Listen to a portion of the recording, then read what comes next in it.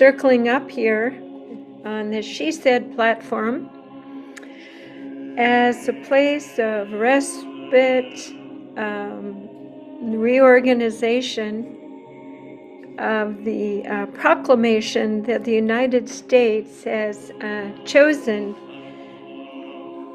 someone to lead our country, and this is a being that we call the disruptor, to show us what is the big reveal.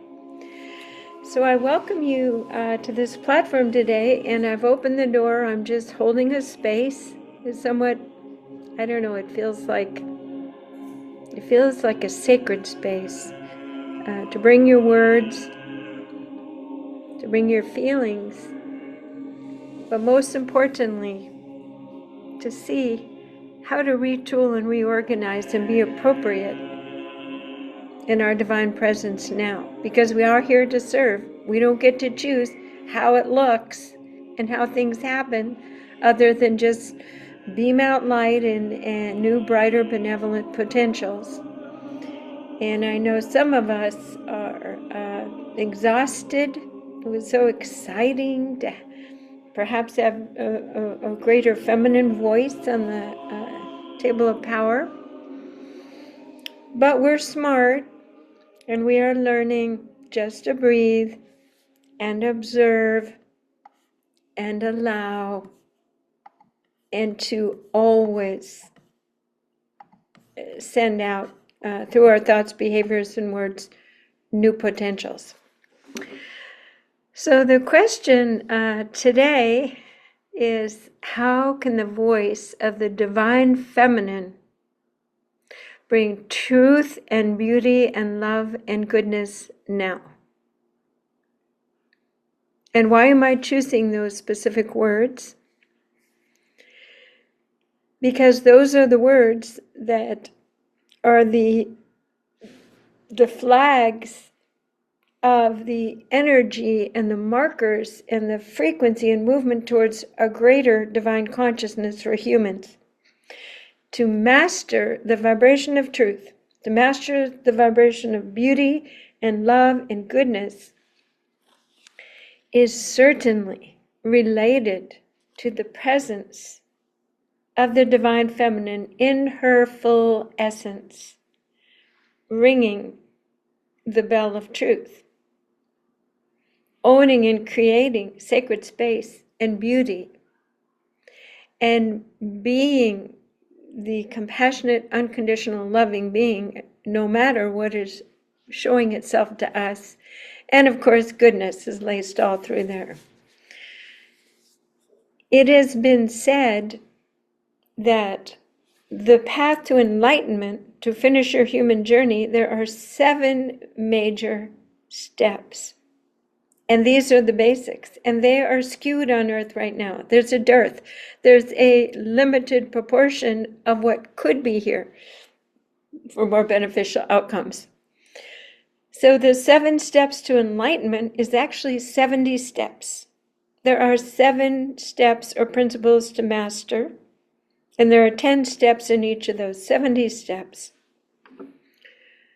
So the feminine, these steps of truth and beauty and goodness and love,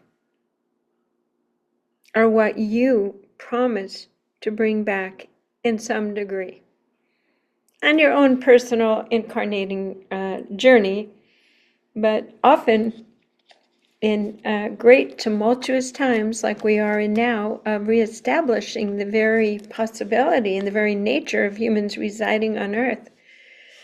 We are needing a balancing of the mutant fear expression activities, behaviors, and processes and progressions with truth, beauty, love, and goodness. So the divine feminine has to lift up, emanate, expand, and glow, grow and glow out the vibrations of these elements so that human consciousness expansiveness can go beyond a limited self-oriented realm.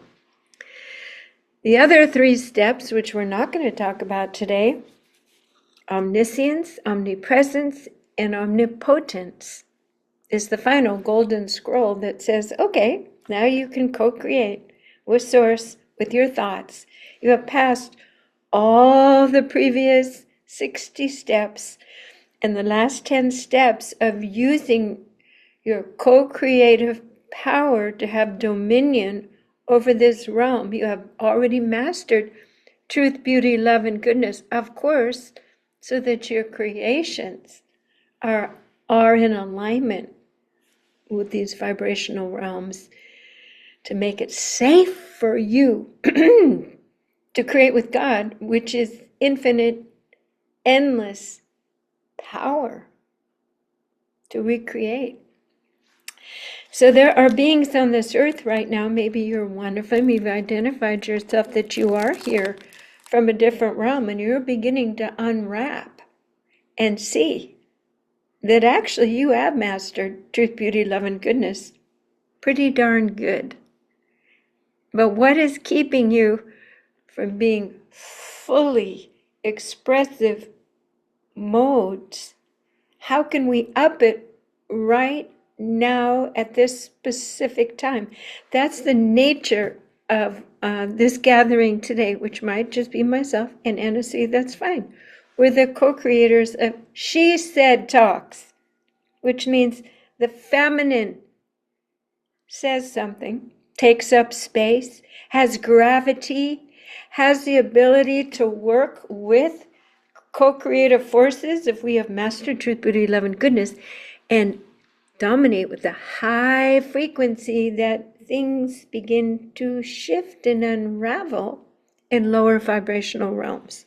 Notice I didn't say it's good or bad. I'm just saying this is physics.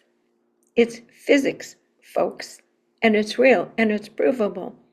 It's now provable with arc images, quantitative and qualitative research ability, and finally, science is catching on with quantum field physics, the reality and the truth of it. So I forgot to say, omniscience is to know everything. To know everything. That's mental. But what good is it to know everything if you haven't mastered truth, beauty, love, and goodness? And the other one is omnipresence, is to be everywhere at once. And as a divine feminine has studied from time immemorial, I can't think of the right word. I guess I'm tired. Memorial? No, that's not it. Forever. Any being who has really dived into the mysteries of consciousness, alignment, and enlightenment knows that you can access grids, geophysical grids across time and space, and just assign your consciousness there and be present to one place in history, one place in your childhood, and to be present, fully conscious and see like you're there, or to be omnipresent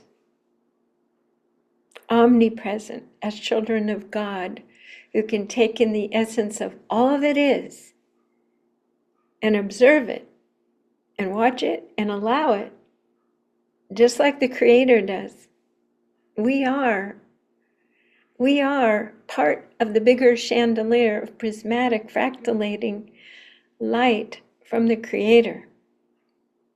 Think of yourself as one little, glass prism there, part of the whole, having a valuable place, bringing through a vibration, a trajectory within your own personal journey of, before you were born,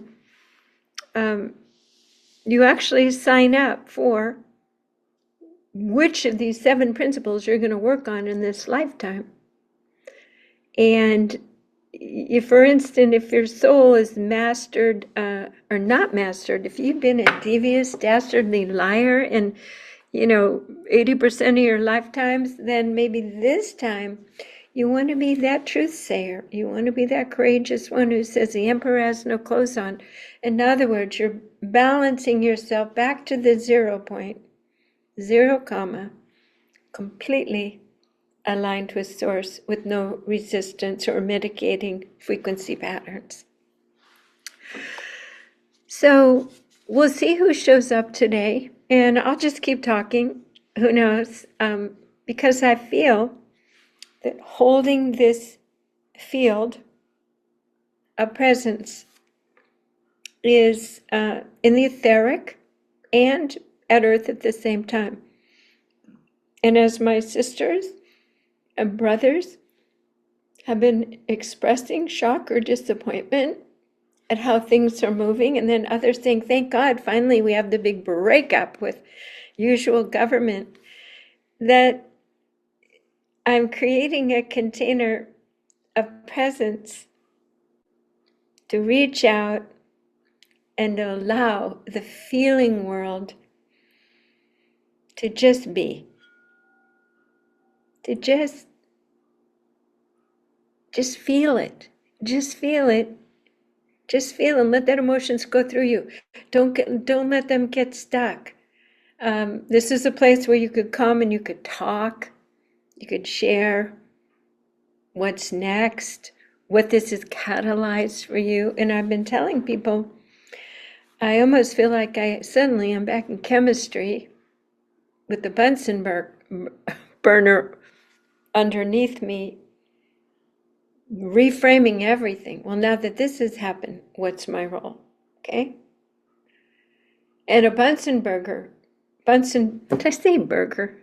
I say a Bunsen burner alchemizes all that is in that, little test tube or whatever it is, the shaker, beaker. It changes it. So we are changed and retooling and re-examining how to bring forth the vibrations that we chose to make stronger and more prominent in the earth realm now, which is truth, beauty, love, and goodness. So that was the clarion call.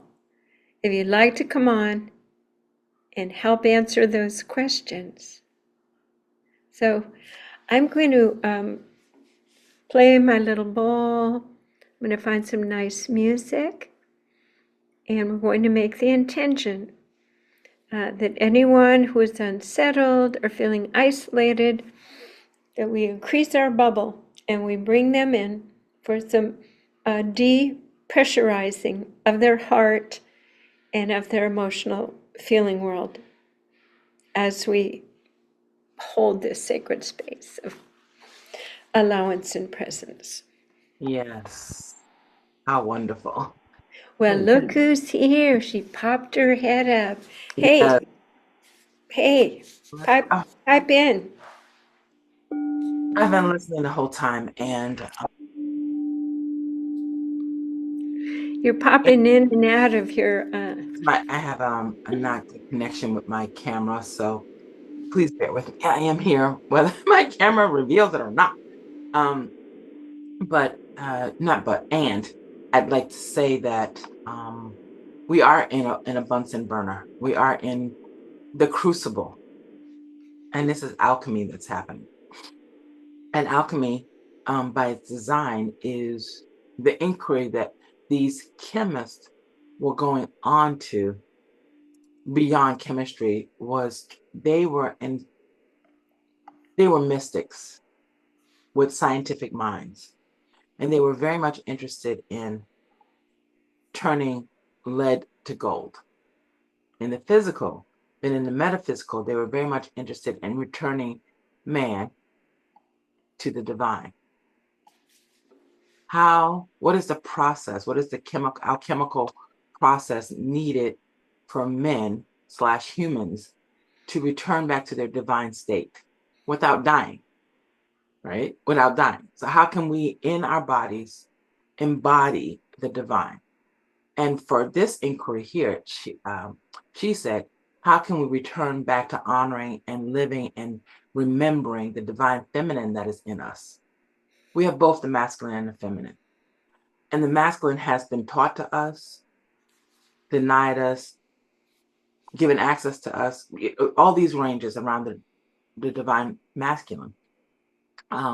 even though in a lot of ways in certain religious traditions, the masculine is punishing, punitive, spiteful, treacherous, unforgiving, unkind. We have all these ways that the divine masculine has operated according to which text you're reading.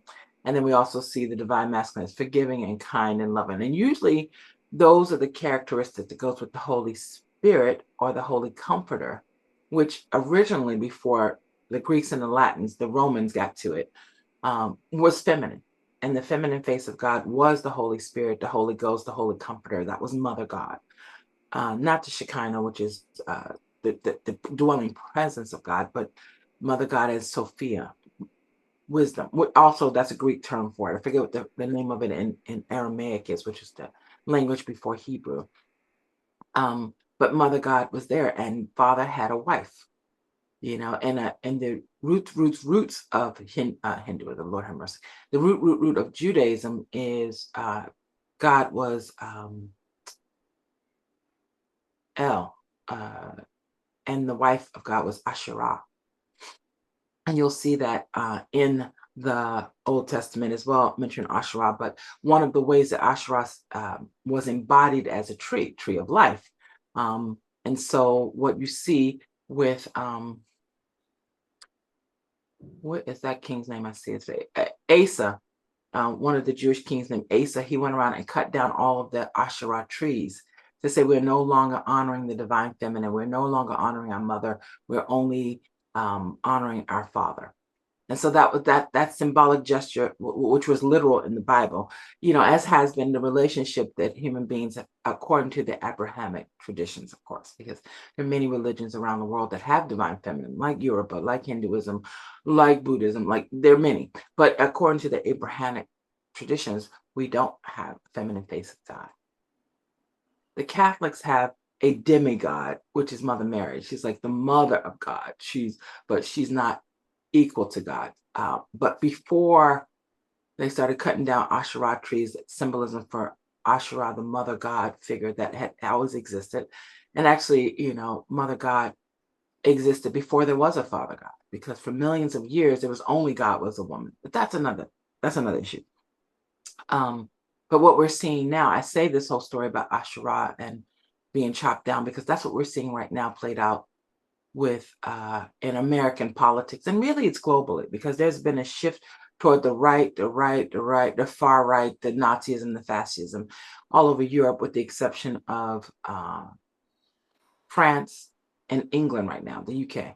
Every other government that's had a new election of their prime minister, which is what we call president, has shifted drastically to the right, starting with Italy last year, which went to not only fascist, but outwardly racist. So then it happened in Germany, and then it happened in so many other places. So no, and before that was in Hungary. So that shift has been happening, and those particular leaders have been big supporters of DJT, the man who shall not be named. So we as conscious women, we as light workers, we as sorry, I almost said sex workers, but in a way, we are sex workers, because it is engaging the body in orgasm, engaging the body, Right.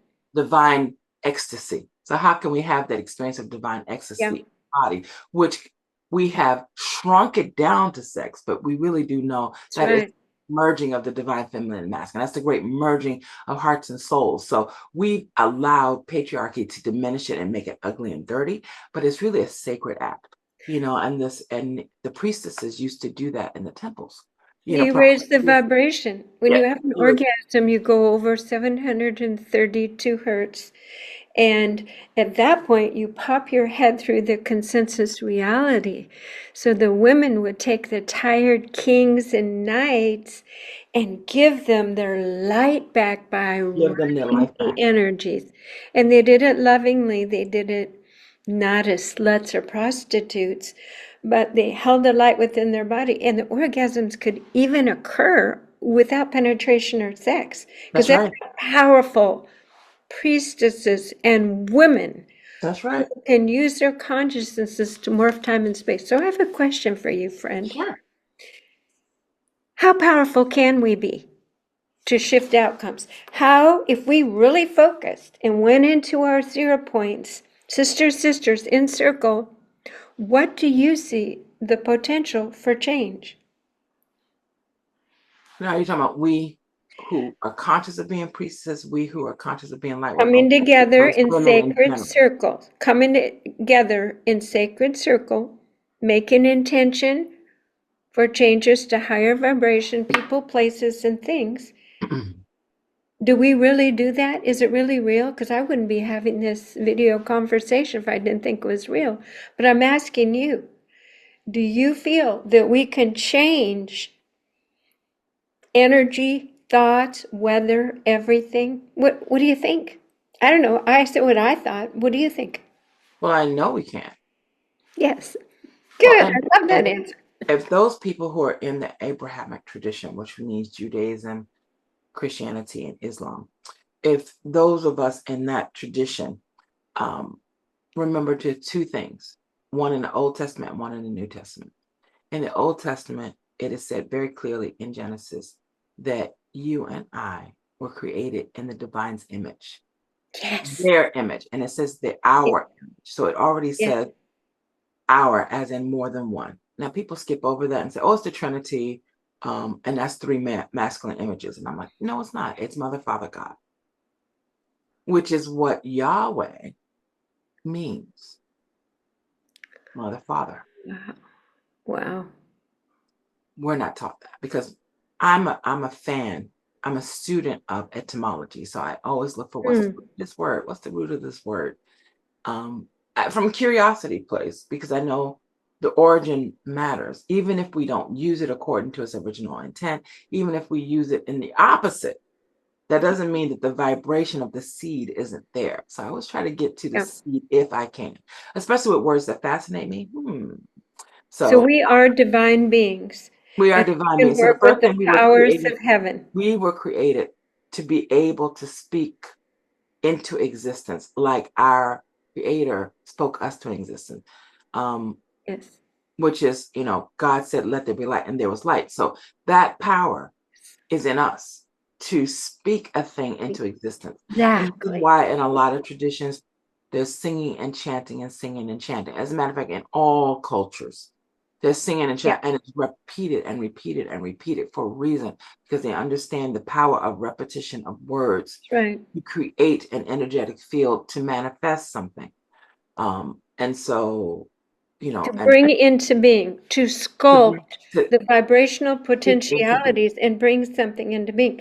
So here today, when we feel, okay, well, I see that 50% of the population is voting this way and this way, how can we bring our voices in a way that is true to the divine principles of creation and bringing heaven to earth in a way that is well, maybe it doesn't have to be calm and comfortable, but has the effect, it co-creates the thinking patterns, the choices and the habits, almost like a stroke of lightning, almost like the voice of truth can land in a way that someone says, oh my God, I never thought of it that way.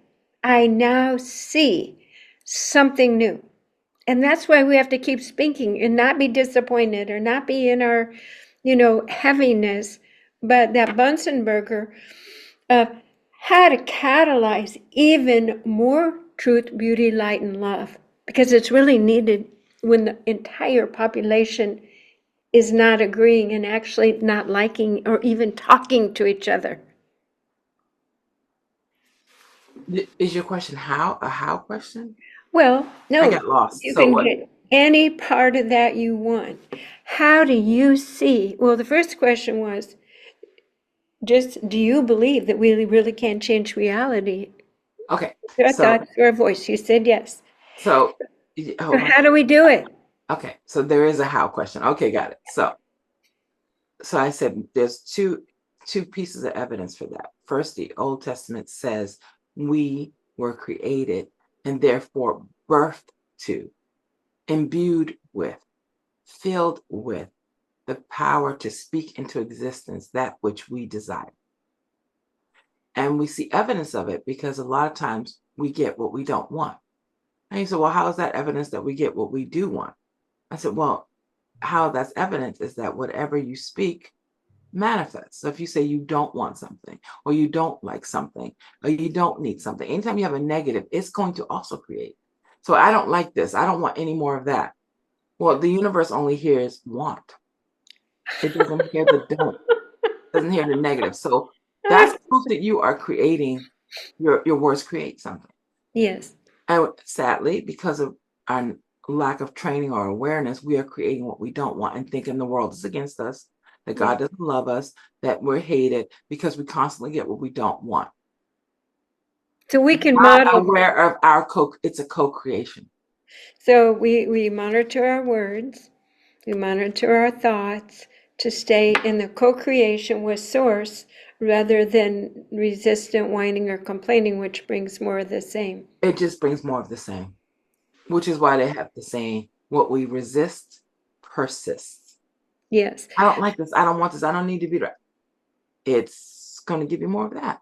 Second evidence of that is in the New Testament, when before Jesus leaves, I think the second time, when he comes back and he has a conversation with the disciples and with Mother Mary and with Mary Magdalene, and all the women disciples, which only in one of the New Testaments they say their names, and it's not all of them, but more names are said. Wow.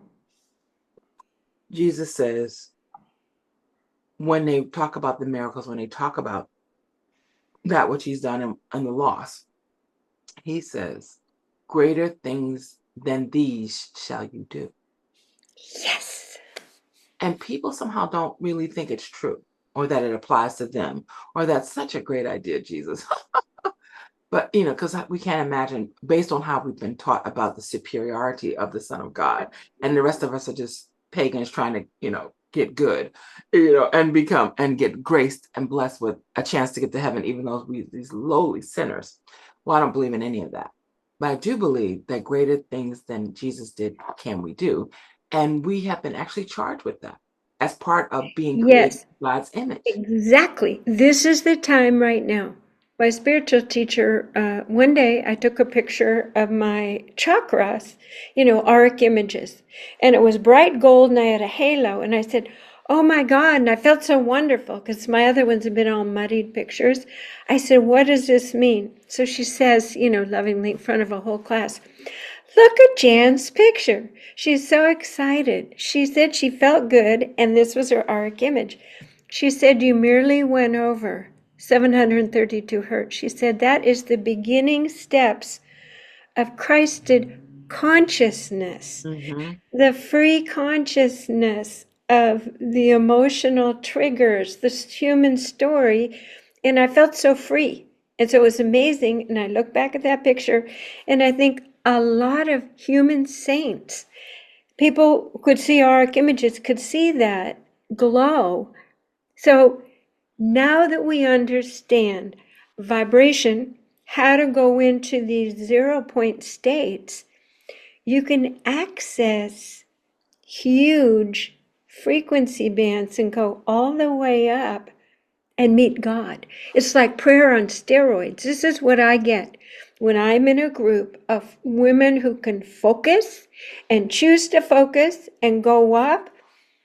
We enter this field of dreams. Yes. All potential. And then we say, well, what do we want to create? Well, we want the weather to do this.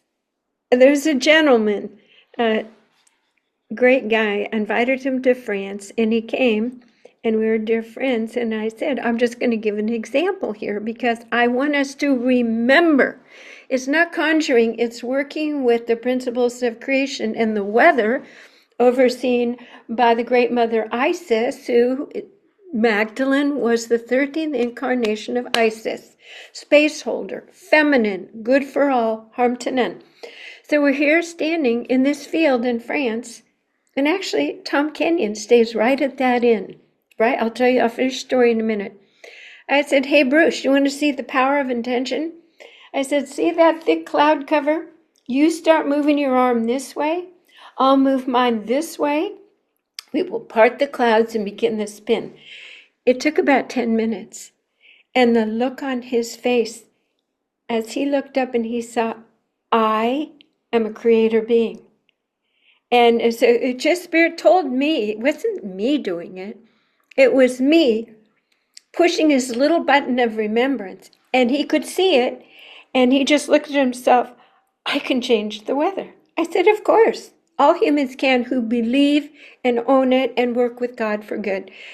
Because you have to have mastered truth, beauty, love, and goodness. Do you see? Because it's not about ego. It's about I'm remembering my natural powers and I can help other people do natural powers. That's why you don't get your little golden certificate of omnipotence, power all over, until you've mastered goodness. So as part of the litmus test, that we're not delirious in our own new age fog, we walk down and my friend Yap goes, what the hell? In my entire lifetime, I've never seen the clouds part and spin in two different directions. And I just looked at Bruce and go, The clouds are spinning in different directions?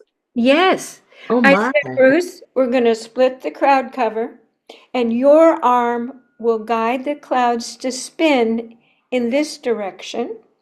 And my arm, so we stood 10 feet apart and went like this, and the clouds responded and began spiraling in different directions with the my big goodness. blue hole in the middle. It was unmistakable. So Yap said, never in my life. So that's what I'm talking about. Why aren't we doing that? Why aren't you and I and Anasuya getting together on a regular basis and saying, I'll tell you one more story.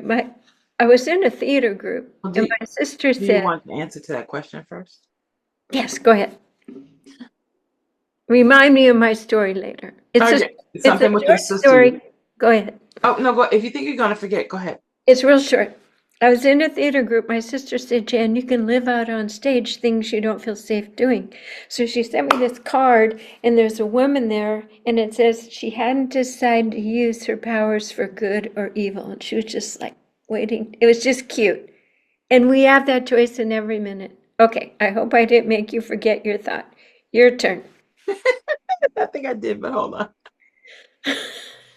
Yes, the question. Answering the question. Why don't we use it? Okay. Why don't we use our power? Good question. We, those of us in a body in the year 2024, epigenetically have our foremothers in us. Now we have our forefathers too, but just talking about this issue of why don't women do so. So we have the genetic memory of all of the women in our family. And so depending on how much we're tapping into, we can go all the way back to the 1500s, 1400s, 1300s. And we can actually go all the way back to mitochondrial Eve.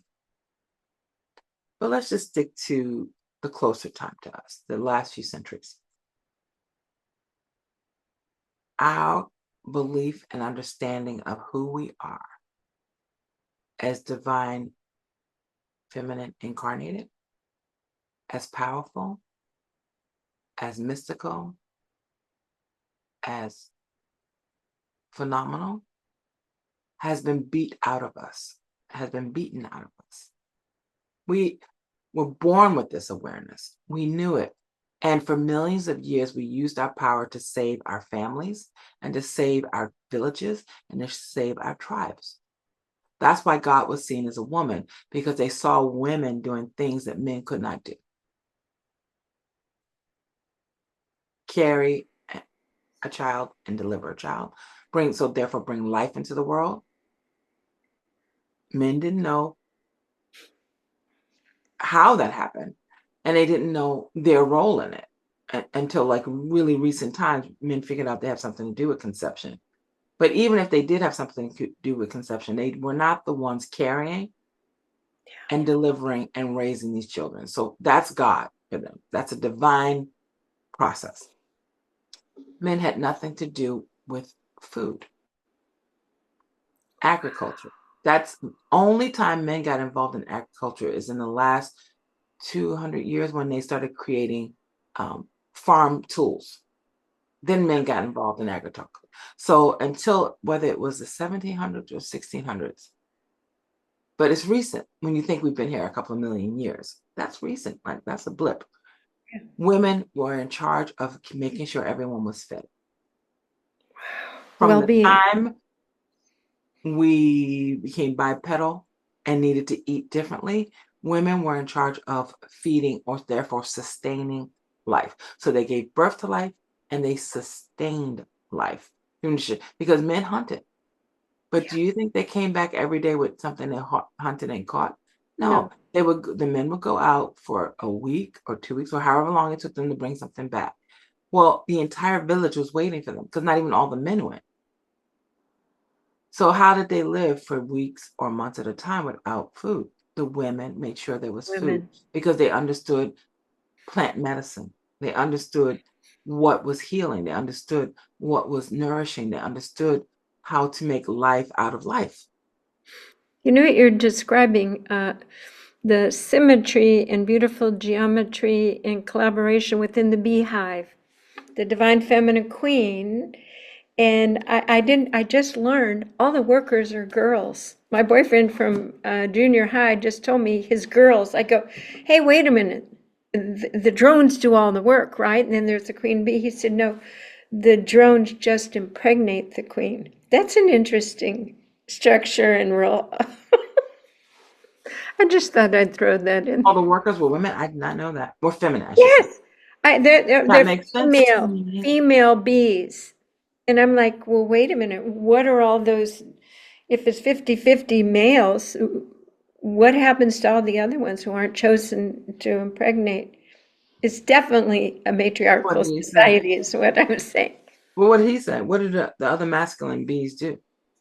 I didn't ask him that, but now I'm going to study because we're going to start growing bees because I think that safety and sanity moving forward is being in sustainable communities and environments, which that's another whole story. But you know, now let me just say the third thing. The third thing that women were in charge of was medicine. Keeping people well. Keeping people well and alive. Oh my God. Yeah. That was women. Women understood plant medicine and plant life to know what's poisonous, what to avoid, what to use as traps if you have problems with insects or whatever. But they also knew which plants could save your blood, could save your liver, could save your heart, could save your mind. They understood that. And that was lauded and appreciated, this gift of sustaining life through food and through medicine. And women knew that women were in sync with the earth and in sync with that which the earth produced. They understood which tree barks could be turned into medicine. They understood what leaves could be eaten, what couldn't, which fruits were good for you and what fruits were to avoid. They understood because women were in sync with all energies. They didn't see nature as the enemy. They didn't see nature as something that needed to be controlled. They didn't see nature as something to be taken advantage of, ripped or stripped or extracted from. They didn't see that they were in harmony with nature, seeing themselves as one with nature. And because of this harmonic frequency that they were on, nature gave them what they needed. Yes. Yes. Okay. So when you say how, stay in the natural frequency of life, and that will sustain, and that will win the day. I love that. Okay. You and I are talkers. We're the best people to co-create the She Said platforms. But I have this idea now. I'm going to put on this beautiful, it's actually just popped up. It's from France. Okay. Divine Feminine of France. The Archangels of the Sun, Michael Pepe. I'm going to play a piece. And I might speak a little bit, but this is the idea. Reclaiming our powers our magic in a way that we haven't done for a very, very long time. That's actually not it. Hold on. That's also pretty. That is beautiful. It's called Angel Wings. I'm going to play my friend David Bailey's music. It is a very special song. And you know, it's funny. That's the same one, right? Yeah, but it's so strange that I'm asking this one to play, and it's...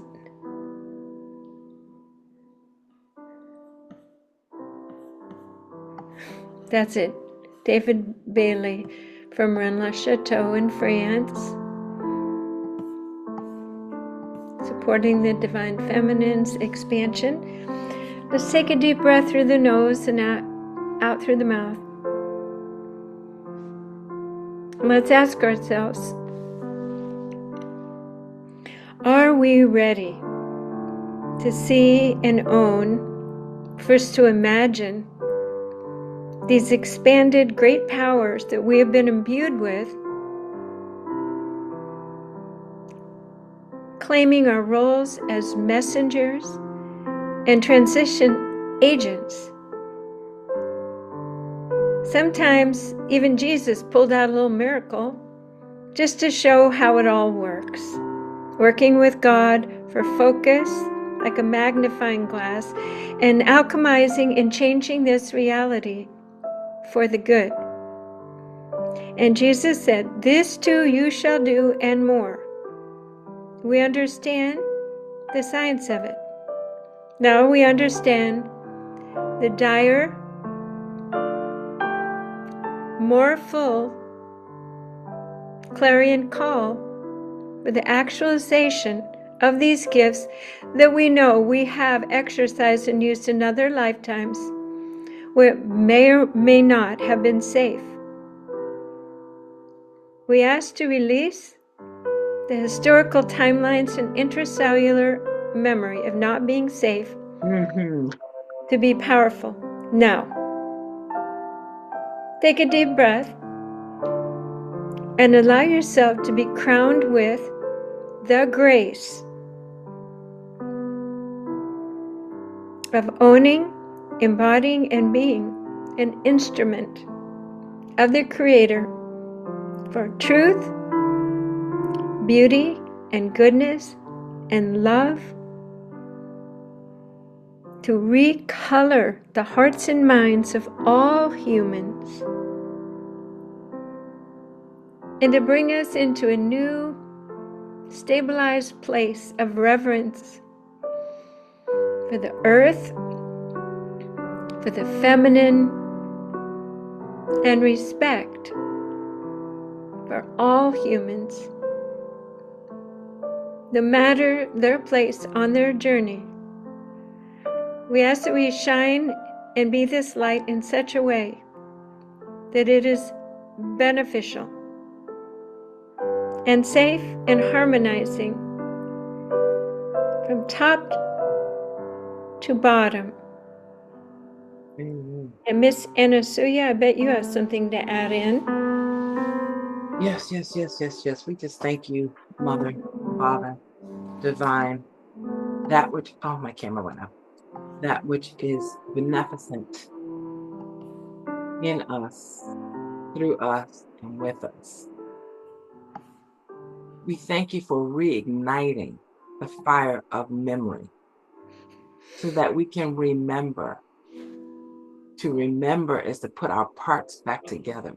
So to remember, put our parts back, each member back in the right order that says, we are divine, we are magnificent, we are phenomenal, we are powerful, we are life changers, we are life granters, we are life sustainers.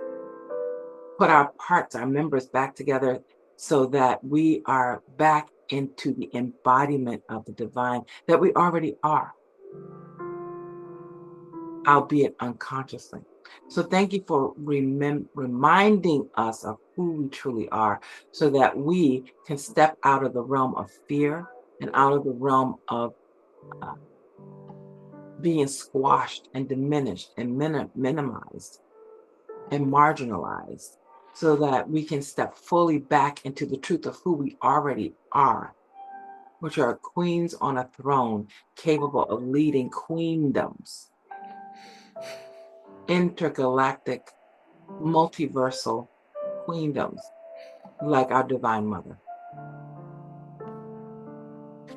We take the in-breath of inspiration, divine inspiration, we inhale it, we hold it and let that energy fill the cavities of our bodies that are coming back to life, that have atrophied, that have shrunken, that have been dormant. We inspire, we breathe the divine memory, the remembrance of who we truly are. And when we exhale all of the blockages, all of the chains, all the constrictions to remembering the truth of who we truly are. And we inspire again. So breathe in the truth of who we are, hold it so that it can fill all of the places of the lies and wash it out. And then exhale those lies and those limitations.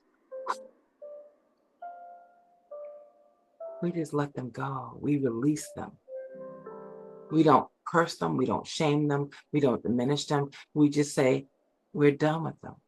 We're done feeding the lies. We're done empowering the lies. We're done co-creating with the lies, as we've been so skillfully and masterfully taught to do, to imprison ourselves, to keep ourselves in our golden cages, to keep ourselves comfortable in our own golden cages or our gilded cages, because our cage bars are filled with diamonds and emeralds and gold, and inside of our cages may even have silk sheets and food that comes on abundance. But many of us live in cages that are not gilded, that are not golden, that don't have silk sheets, that don't have any comfort, but we don't leave because that's the truth of that we know, and we think that's all as good as it gets. Either way, it's a lie. And we breathe out the lie, and we breathe out our willing complicity with upholding the lies that we're less than. We don't matter. Our voice doesn't matter. What we think and want doesn't matter. What we need doesn't matter. We release all of these lies that we've been co-signing as, yeah, that's true. We're just women. Oh, what can we do? We can't say anything. We're not powerful. All of these lies that we've co-signed, consciously or unconsciously, but most of us have co-sign it with our voice. We repeat it. We tell other women these things. You can't do that. You can't be that. Who do you think you are? So these are ways that we co-sign and are complicit with our own in capturing our own imprisonment. And today I invite us to say no more. And if we're not even conscious that we're doing it, I ask that we pray right now in this holy instant to have it revealed to us and that we are able to receive the truth of our own complicity.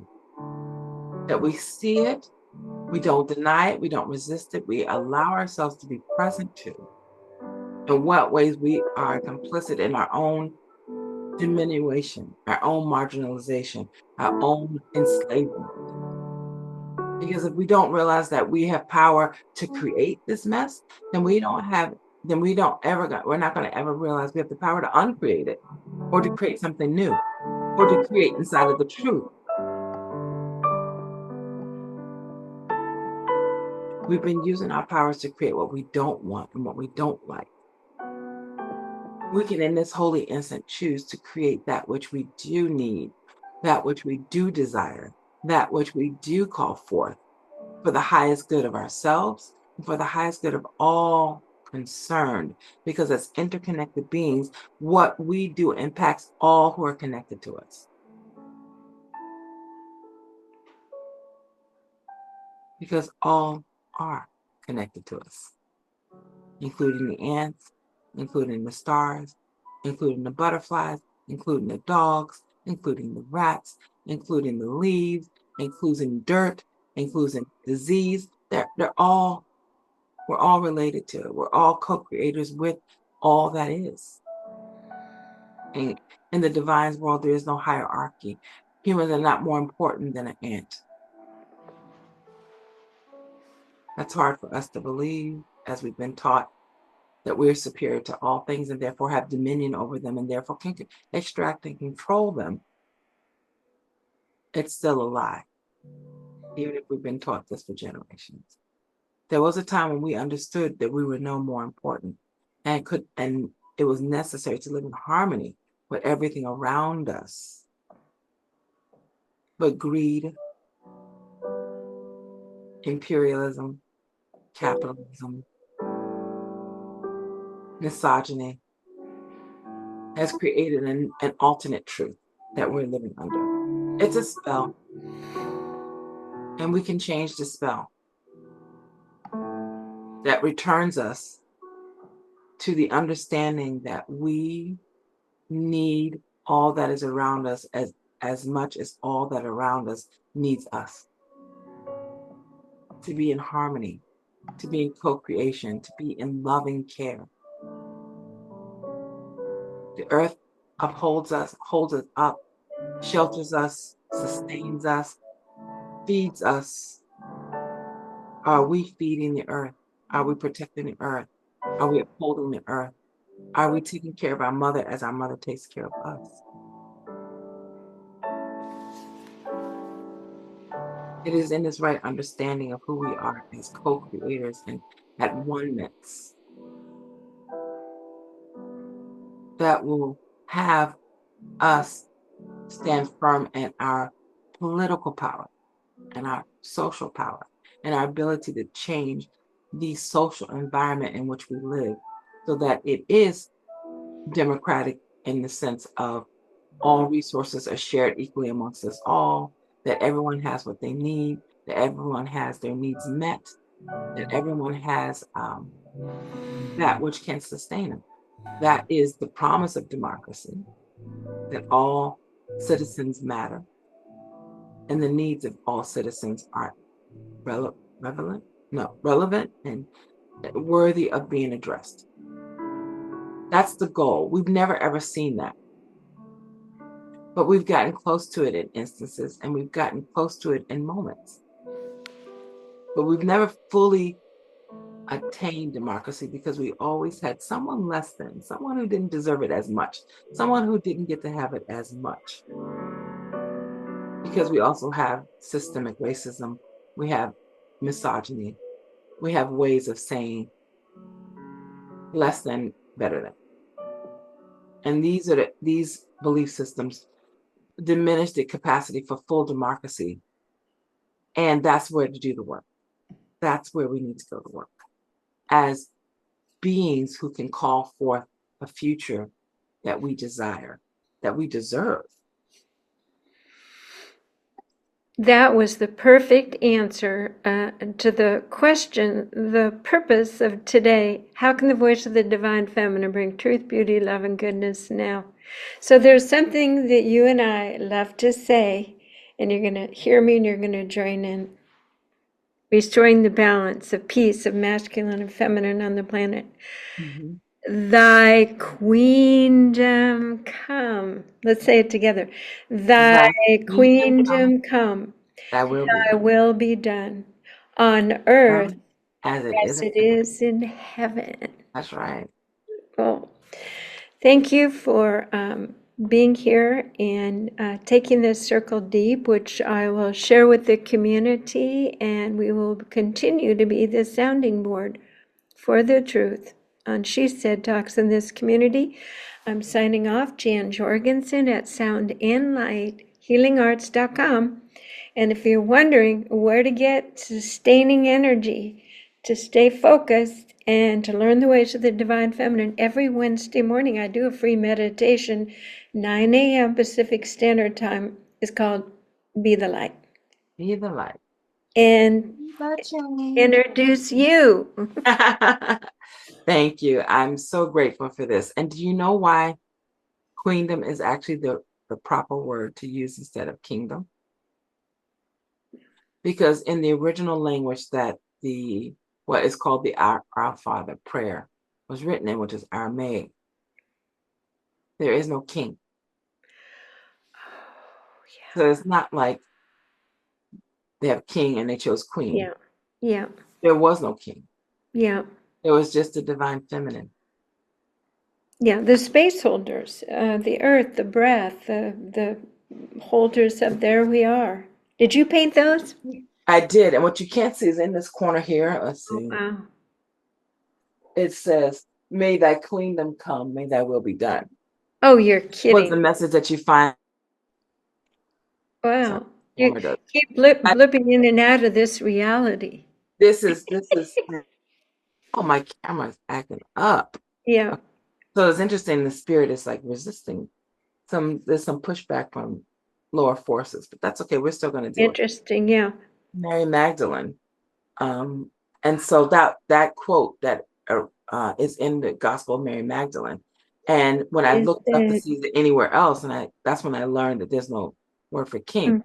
And in this painting, let's see, every time I move. In this painting, you have Mary Magdalene and the Black Madonna, which is painted as a tree of life. So you can see her neck is the bark of the tree, and in her hair are the branches and leaves. And in the middle between them, in that heart, is Jesus. And what is he doing? He's pointing to the mouth of both women. And his message is, listen to the women. Yes, and actually the big opera in San Francisco that I went with the sisters, it was the Mary Magdalene story, and it was tell them the story so they remember. Mm-hmm. And that's what today's thing is about, not to be disappointed that the reality isn't moving how we think it should, but to be that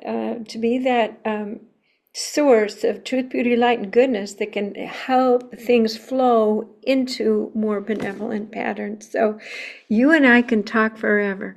And Anasuya, Issacs, Berkeley, California. I'm up here in Port Townsend. I almost said California, Washington today. So, because you're Californian. Head of the Queen's Caravan Spiritual Walkabout Tour, visiting your community soon. All right, much love, and we're going to sign off. And we do interview people, so if you've got a story, reach out. Reach out to us. And have a blessed day. Blessings, blessings, blessings. All right, so I'm going to pause, stop recording. Stop recording. Stop recording.